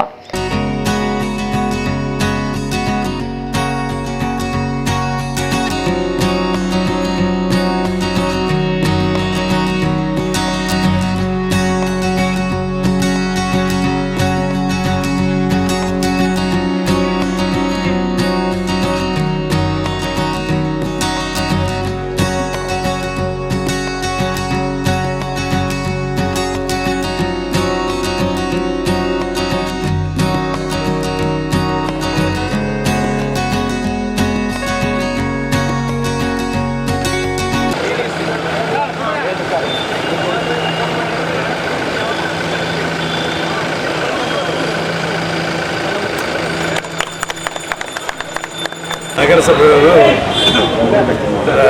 ನಗರದಲ್ಲಿ ಸ್ವಚ್ಛತೆಗಾಗಿ ಇತ್ತೀಚಿನ ಕಾಲದಲ್ಲಿ ಸಾಕಷ್ಟು ಯಂತ್ರಗಳು ತಗೊಂಡಿದ್ದಾರೆ. ಟ್ರಾಕ್ಟರ್ಗಳು ಇರ್ಬೋದು, ಅದೇ ರೀತಿಯಾಗಿ JCBಗಳು ಸಹಿತ SWMನಲ್ಲಿ ಆ ಫಂಡ್ನಲ್ಲಿ 2 ಖರೀದಿ ಮಾಡಿದ್ದಾರೆ. ಇದರಿಂದ ಏನಂದರೆ ಸ್ವಚ್ಛತೆಗೆ ಸಹಕಾರಿ ಆಗತಕ್ಕಂಥ ರೀತಿಯಲ್ಲಿ ಮತ್ತು ಹೆಚ್ಚಿನ ರೀತಿಯಲ್ಲಿ JCBಗಳ ಮುಖಾಂತರ ಸ್ವಚ್ಛತೆ ಕಾಪಾಡಲಿಕ್ಕೆ ಅವಕಾಶ ಇರ್ತದೆ. ಈಗಾಗಲೇ ನಗರಸಭಾ ಎಲ್ಲ ಸದಸ್ಯರು ಮತ್ತು ಸಿಬ್ಬಂದಿ ವರ್ಗದವರು ಉತ್ತಮವಾದಂಥ ಕೆಲಸ ನಡೀತಾ ಇದೆ. ಆ ದಿಶೆಯಲ್ಲಿ ಈ 2 ಮಿಷನ್ನಿಂದ ಇನ್ನೂ ಹೆಚ್ಚಿನ ರೀತಿಯಲ್ಲಿ ನಗರದಲ್ಲಿ ಸ್ವಚ್ಛತೆ ಕಾಪಾಡಲಿಕ್ಕೆ ಒಂದು ಅವಕಾಶ ಇದೆ. ಆ ದಿಶೆಯಲ್ಲಿ ಇವತ್ತು ಪೂಜೆ ಸಲ್ಲಿಸಿ ಕಾರ್ಯಕ್ರಮ ಪ್ರಾರಂಭ ಆಗಿದೆ. ಈ ಸಂದರ್ಭದಲ್ಲಿ ನಗರಸಭೆ ಅಧ್ಯಕ್ಷೆ ನರಸಮ್ಮ ನರಸಿಂಹಮಾಡಗಿರಿ, ಉಪಾಧ್ಯಕ್ಷ ಸಾಜಿದ್ ಸಮೀರ್, ನಗರಸಭೆ ಹಿರಿಯ ಸದಸ್ಯ ಜಯಣ್ಣ, ಜಿಂದಪ್ಪ, ಬಿ ರಮೇಶ್, ಹಾಮ್ರಾಜ್, ಫಿರೋಜ್, ನರಸಿಂಹಮಾಡಗಿರಿ, ತಿಮ್ಮಾರೆಡ್ಡಿ, ನಗರಸಭೆ ಪೌರಾಯುಕ್ತ ಗುರುಸಿದ್ದಯ್ಯ ಹಿರೇಮಠ್ ಸೇರಿದಂತೆ ನಗರಸಭೆ ಅಧಿಕಾರಿಗಳು, ಸಿಬ್ಬಂದಿಗಳು ಇದ್ದರು. ಹಿರಿಯರ ಮಾರ್ಗದಲ್ಲಿ ಕುಟುಂಬಗಳು ನಡೆಯುತ್ತಿದ್ದು, ಇಂದು ಹಿರಿಯರನ್ನು ಕಡೆಗಣಿಸಿ ವೃದ್ಧಾಶ್ರಮದಲ್ಲಿ ಬಿಡುತ್ತಿದ್ದು, ಇದರಿಂದಾಗಿ ಕೌಟುಂಬಿಕ ಕಲಹಗಳು ಹೆಚ್ಚಾಗಲಿಕ್ಕೆ ಕಾರಣವಾಗಿದೆ. ಹಿರಿಯರನ್ನು ಕಡೆಗಣಿಸದೆ ಮನೆಯಲ್ಲಿಯೇ ಅವರ ಆರೋಗ್ಯ ಕ್ಷೇಮವನ್ನು ನೋಡಿಕೊಳ್ಳಬೇಕಿದೆ. ಅವರನ್ನು ನೋಡಿಕೊಳ್ಳದಿದ್ದರೆ ಹಿರಿಯ ನಾಗರಿಕರ ಸಹಾಯವಾಣಿ ನೆರವು ನೀಡುತ್ತದೆ ಎಂದು ಮಹಿಳಾ ಮತ್ತು ಮಕ್ಕಳ ಅಭಿವೃದ್ಧಿ ನಿರೂಪಣಾ ಅಧಿಕಾರಿ ಶರಣಮ್ಮ ಹೇಳಿದರು. ಹಿರಿಯರ ಮಾರ್ಗದಲ್ಲಿ ಕುಟುಂಬಗಳು ನಡೆಯುತ್ತಿದ್ದು, ಇಂದು ಹಿರಿಯರನ್ನು ಕಡೆಗಣಿಸಿ ವೃದ್ಧಾಶ್ರಮದಲ್ಲಿ ಬಿಡುತ್ತಿದ್ದು, ಇದರಿಂದಾಗಿ ಕೌಟುಂಬಿಕ ಕಲಹಗಳು ಹೆಚ್ಚಾಗಲಿಕ್ಕೆ ಕಾರಣವಾಗಿದೆ. ಹಿರಿಯರನ್ನು ಕಡೆಗಣಿಸದೆ ಮನೆಯಲ್ಲಿಯೇ ಅವರ ಆರೋಗ್ಯ ಕ್ಷೇಮವನ್ನು ನೋಡಿಕೊಳ್ಳಬೇಕಿದೆ. ಅವರನ್ನು ನೋಡಿಕೊಳ್ಳದಿದ್ದರೆ ಹಿರಿಯ ನಾಗರಿಕರ ಸಹಾಯವಾಣಿ ನೆರವು ನೀಡುತ್ತದೆ ಎಂದು ಮಹಿಳಾ ಮತ್ತು ಮಕ್ಕಳ ಅಭಿವೃದ್ಧಿ ನಿರೂಪಣಾ ಅಧಿಕಾರಿ ಶರಣಮ್ಮ ಹೇಳಿದರು. ಅವರು ಇಂದು ನಗರದ ಕನ್ನಡ ಭವನದಲ್ಲಿ ಜಿಲ್ಲಾಡಳಿತ, ಜಿಲ್ಲಾ ಪಂಚಾಯತ್, ಜಿಲ್ಲಾ ವಿಕಲಚೇತನರ ಹಾಗೂ ಹಿರಿಯ ನಾಗರಿಕರ ಸಬಲೀಕರಣ ಇಲಾಖೆ, ಮಹಿಳಾ ಮತ್ತು ಮಕ್ಕಳ ಅಭಿವೃದ್ಧಿ ಇಲಾಖೆ ಹಾಗೂ ಕನ್ನಡ ಮತ್ತು ಸಂಸ್ಕೃತಿ ಇಲಾಖೆ, ಯುವ ಸಬಲೀಕರಣ ಮತ್ತು ಕ್ರೀಡಾ ಇಲಾಖೆ ಹಾಗೂ ಹಿರಿಯ ನಾಗರಿಕರ ಕ್ಷೇತ್ರದಲ್ಲಿ ಶ್ರಮಿಸುತ್ತಿರುವ ಸ್ವಯಂ ಸೇವಾ ಸಂಸ್ಥೆಗಳು ಸಂಯುಕ್ತ ಆಶ್ರಯದಲ್ಲಿ ವಿಶ್ವ ಹಿರಿಯ ನಾಗರಿಕರ ದಿನಾಚರಣೆ ಕಾರ್ಯಕ್ರಮ ಉದ್ಘಾಟಿಸಿ ಮಾತನಾಡಿದರು. ಹಿಂದಿನ ಕಾಲದಲ್ಲಿ ಒಂದೇ ಕುಟುಂಬದಲ್ಲಿ ಎಲ್ಲರೂ ಸೇರಿ ಜೀವನ ನಡೆಸುತ್ತಿದ್ದರು. ಹಿರಿಯರ ಮಾರ್ಗದಲ್ಲಿ ಕುಟುಂಬ ನಡೆಯುತ್ತಿತ್ತು. ಆದರೆ ಇತ್ತೀಚಿನ ದಿನಗಳಲ್ಲಿ ಮಕ್ಕಳು ತಮ್ಮ ತಂದೆ ತಾಯಿಯರನ್ನು ಕಡೆಗಣಿಸಿ ವೃದ್ಧಾಶ್ರಮದಲ್ಲಿ ಬಿಡುತ್ತಿದ್ದಾರೆ. ಕೌಟುಂಬಿಕ ಕಲಹಗಳು ಹೆಚ್ಚಾಗುತ್ತಿದೆ. ಹಿರಿಯರ ಮಾರ್ಗದರ್ಶನ ಇಲ್ಲದ ಕುಟುಂಬದಲ್ಲಿ ಹೊಡೆದು ಬೇರೆಯಾಗಿದೆ ಎಂದರು. ಹಿರಿಯರ ಮಾರ್ಗದರ್ಶನ ಇಲ್ಲದ ಕುಟುಂಬದಲ್ಲಿ ಹೊಡೆದು ಬೇರೆಯಾಗಿವೆ ಎಂದರು. ಹಿರಿಯ ನಾಗರಿಕರು ತಮ್ಮ ಮಕ್ಕಳನ್ನು ತಮ್ಮನ್ನು ನೋಡಿಕೊಳ್ಳದಿದ್ದರೆ ನಾಗರಿಕರ ಸಹಾಯವಾಣಿ ಮೂಲಕ ತಮಗೆ ಸಿಗಬೇಕಾದ ಹಕ್ಕು ಒದಗಿಸಿಕೊಡುತ್ತದೆ. ತಮ್ಮ ಯಾವುದೇ ಸಮಸ್ಯೆಗಳು ಇದ್ದಲ್ಲಿ ಬಗೆಹರಿಸಿಕೊಳ್ಳಬಹುದಾಗಿದೆ ಎಂದು ತಿಳಿಸಿದರು.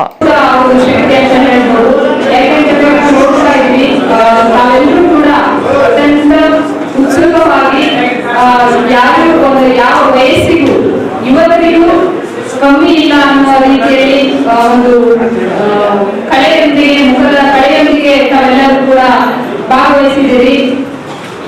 ನಾವು ನಮ್ಮ ಇಲಾಖೆ ವತಿಯಿಂದ ಈಗಾಗಲೇ ಪ್ರಾಸ್ತಾವಿಕವಾಗಿ ಅಧಿಕಾರಿಗಳು ಮಾತನಾಡಿದರು.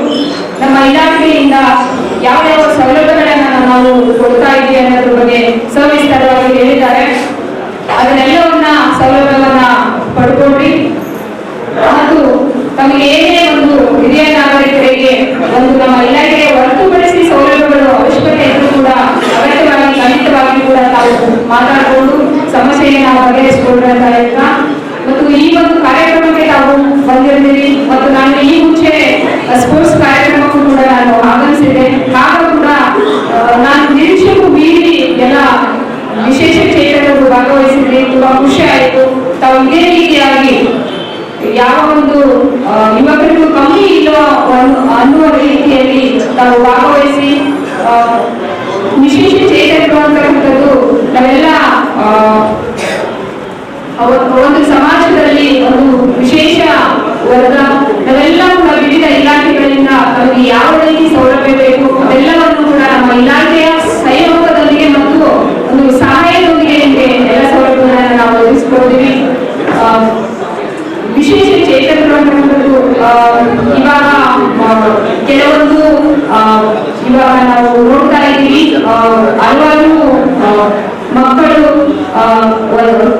ಕೆಲವೊಂದು ಕಾರಣಾಂತರಗಳಿಂದ ಇರಬಹುದು ಅಥವಾ ಒಂದು ಅವರ ಒಂದು ವಿಕೃತಿ ಮನಸ್ಸಿನಿಂದ ಇರಬಹುದು ಅವರು ವಿವಿಧ ವೃದ್ಧಾಶ್ರಮಗಳಿರ್ಬಹುದು ಅಥವಾ ಬೇರೆ ಬೇರೆ ಕೇಂದ್ರಗಳಿಗೆ ಸೇರಿಸ್ತಾ ಇದ್ದಾರೆ.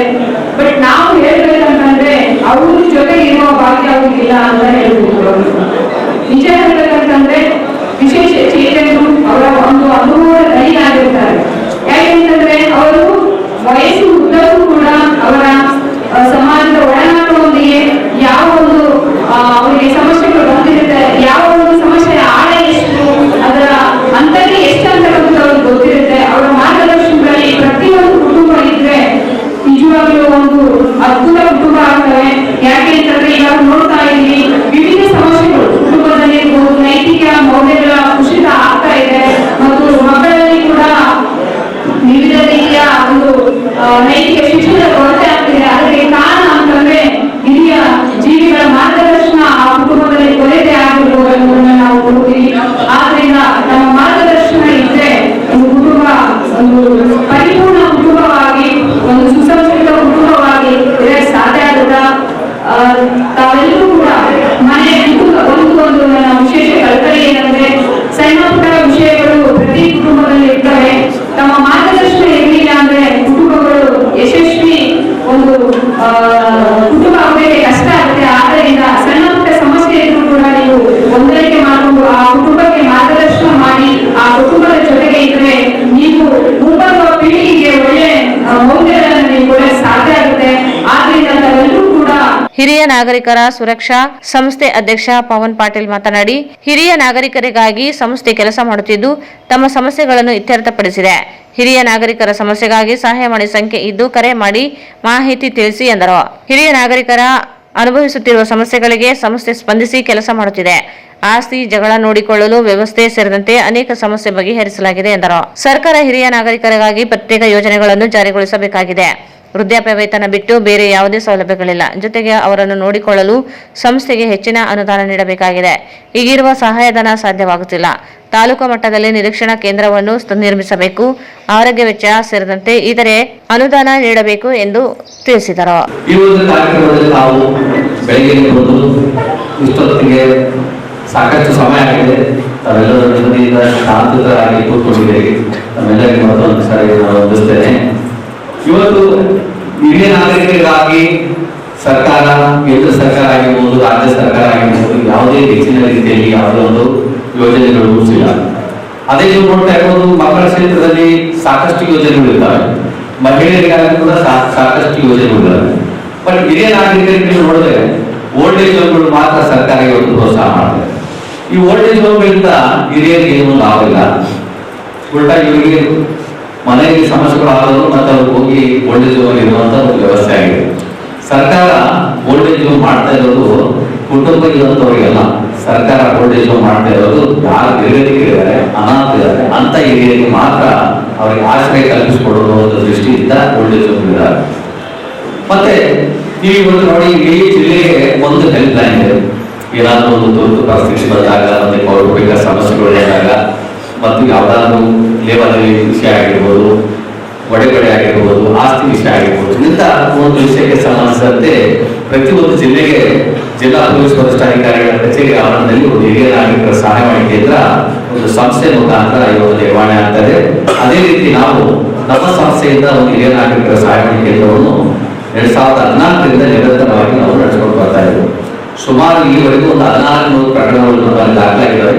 ಅದರಲ್ಲಿ 90% ಅಷ್ಟು ನಾವು ಸಕ್ಸಸ್ ಆಗಿ ಎಲ್ಲ ಕೌಟುಂಬಿಕ ಒಂದು ಸಲಹೆ ಸೂಚನೆಗಳು ನೀಡಿ ಅವರಿಗೆ ಕರೆಸಿ ಕಾನೂನ ಅರಿವು ಅವರಿಗೆ ನೀಡಿ ಮತ್ತೆ ಅವರು ಬದುಕಾಗುವಂತ ಕೆಲಸ ಮಾಡ್ತೀವಿ ವಿನಃ ಅವರಿಗೆ ಓಲ್ಡೇಜ್ ಹೋಮ್ ಕಳಿಸುವಂತ ಕೆಲಸ ನಾವು ಸಂಸ್ಥೆ ಮಾಡ್ತಾ ಇಲ್ಲ. ಇವೆಲ್ಲ ಪೊಲೀಸ್ ಇಲಾಖೆ ಮತ್ತು ಎಲ್ಲ ಬೇರೆ ಬೇರೆ ಇಲಾಖೆಗಳ ಸಹಯೋಗದಲ್ಲಿ ನಾವು ಕಾರ್ಯನಿರ್ವಹಿಸ್ತೇವೆ. ಅದೇ ರೀತಿ ಜಿಲ್ಲೆಗೆ ಬರೀ ಒಂದು ಡೇ ಕೇರ್ ಸೆಂಟರ್ ಇದೆ. ತಾಲೂಕಿಗೆ ಒಂದು ಡೇ ಕೇರ್ ಸೆಂಟರ್ ಕೊಟ್ಟರು ಸಹ ಕಡಿಮೆ. ಈ ಇರುವಂತ ಡೇ ಕೇರ್ ಸೆಂಟರ್ ಇದೆ. ಬಹಳಷ್ಟು ರೋಗಿಗಳಿಗೆ, ಬಹಳಷ್ಟು ಹಿರಿಯ ನಾಗರಿಕರಿಗೆ ಏನಪ್ಪ ಎಷ್ಟು ಯೋಜನೆಗಳು ಹಿರಿಯ ನಾಗರಿಕರಿಗೆ ಅಂತ ಒಂದು ಕನ್ಫ್ಯೂಷನ್ ಇದೆ.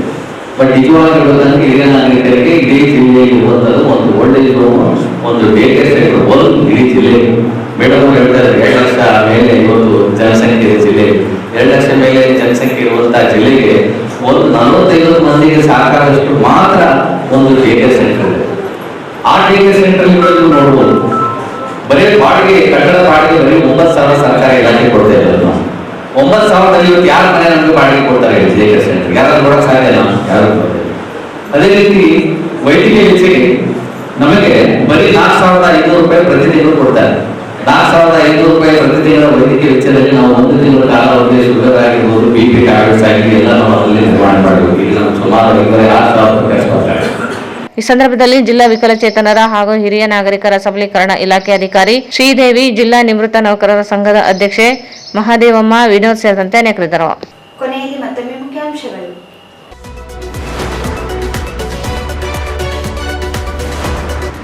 ಲೋಕಾಯುಕ್ತ ಎಡಿಜಿಪಿ ಚಂದ್ರಶೇಖರ್ ಉದ್ದಟತನ ತನಿಖೆಗೆ ಸರ್ಕಾರ ಮುಂದಾಗಲಿ, ವೆಂಕಟರಾವ್ ನಾಡಗೌಡ.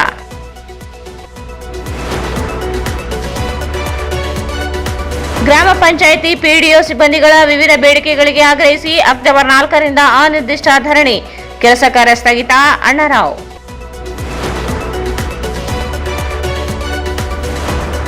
ನಗರದ ಉಪ್ಪರವಾಡಿ ಶ್ರೀ ವೆಂಕಟೇಶ್ವರ ದೇವಸ್ಥಾನದಲ್ಲಿ ಅಕ್ಟೋಬರ್ 3ರಿಂದ ನವರಾತ್ರಿ ಉತ್ಸವ, ವಾಹನಗಳ ಮೆರವಣಿಗೆ.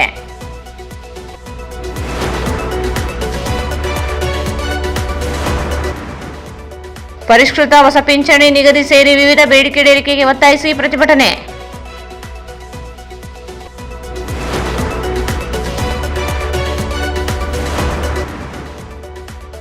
ನಗರಸಭೆಯಲ್ಲಿ ಸ್ವಚ್ಛತಾ ಕಾರ್ಯದ ಜೆಸಿಬಿಗಳಿಗೆ ಸಚಿವರಿಂದ ಚಾಲನೆ.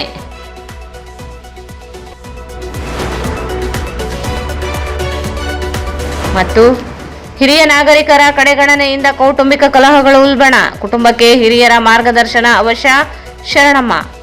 ವಾರ್ತೆಗಳನ್ನು ಪ್ರಯತ್ನಿಸಿದವರು ರಾಯಚೂರು ಜನರ ಚಿರಪರಿಚಿತ ಮಾಣಿಕನಗರದಲ್ಲಿ ಇರುವ ಶ್ರೀ ಭಕ್ತ ಮಾರ್ಕಂಡೇಶ್ವರ ದೇವಸ್ಥಾನ ಮತ್ತು ಕಲ್ಯಾಣ ಮಂಟಪ ಹಲವು ವರ್ಷಗಳಿಂದ ಕಲ್ಯಾಣ ಮಂಟಪದಲ್ಲಿ ಶುಭ ಕಾರ್ಯಕ್ರಮಗಳನ್ನು ಆಯೋಜಿಸಲಾಗುತ್ತಿದ್ದು ಇದೀಗ ಹೊಸ ರೂಪದಲ್ಲಿ ಕಲ್ಯಾಣ ಮಂಟಪ ಹೊಂದಿದೆ. ಆರ್ಟಿಒ ರಸ್ತೆ, ಮಾಣಿಕ್ ನಗರ, ರಾಯಚೂರು. ಶ್ರೀ ರಾಘವೇಂದ್ರ ತುಪ್ಪ, ಶ್ರೀ ರಾಘವೇಂದ್ರ ಘೀ, SAK convention hall. Book now flat 50% discount. Save of the season with luxury rooms, faculty, fully centralized AC halls, wide parking areas, facilities. Visit SAK Convention Hall, Shekhar Nagar, IB Road, Raichur. 15ನೇ ವರ್ಷದ ಶರನ್ನವರಾತ್ರಿ ಮಹೋತ್ಸವ ಸ್ವಾಗತ ಕೋರುವವರು ಸಾಗರ್ ಪಾಟೀಲ್, ಗೋ ಸೇವಕರು, ರಾಯಚೂರು.